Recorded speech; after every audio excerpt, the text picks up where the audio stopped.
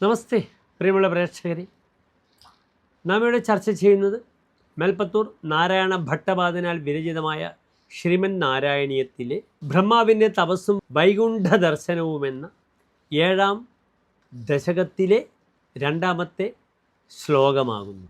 ശ്ലോകം ശ്രദ്ധിക്കുക. സ്വയം വിശ്വവിസർഗദത്ത ഹൃദയ സംപശ്യമാന സ്വയം ബോധം ഖൽവനവാപ്യ വിശ്വവിഷയം ചിന്താകുലസ്ഥസ്ഥിവാൻ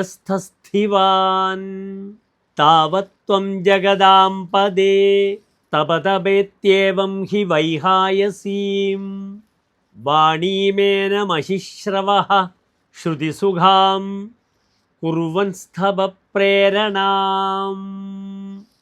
അടുത്തതായി ഈ ശ്ലോകത്തിൻ്റെ പദച്ഛേദം ശ്രദ്ധിക്കുക.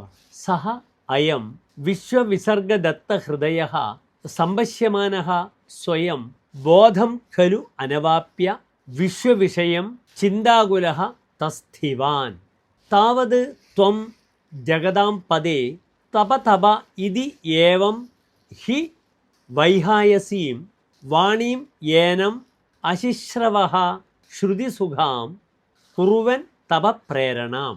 ഇനി ഈ ശ്ലോകത്തിൻ്റെ അന്വയം ശ്രദ്ധിക്കുക. സഹ അയം വിശ്വവിസർഗദത്ത ഹൃദയ സ്വയം സംപശ്യമാനഃ വിശ്വവിഷയം ബോധം അനവാപ്യ ചിന്താകുലഃ തസ്ഥിവാൻ ഖലു.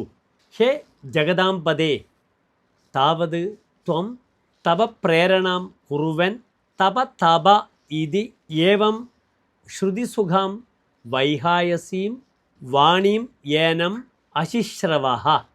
അടുത്തതായി പ്രസ്തുത ശ്ലോകത്തിൻ്റെ സാരാംശമാണ് നാം ചർച്ച ചെയ്യുന്നത്. ശ്രദ്ധിക്കുക.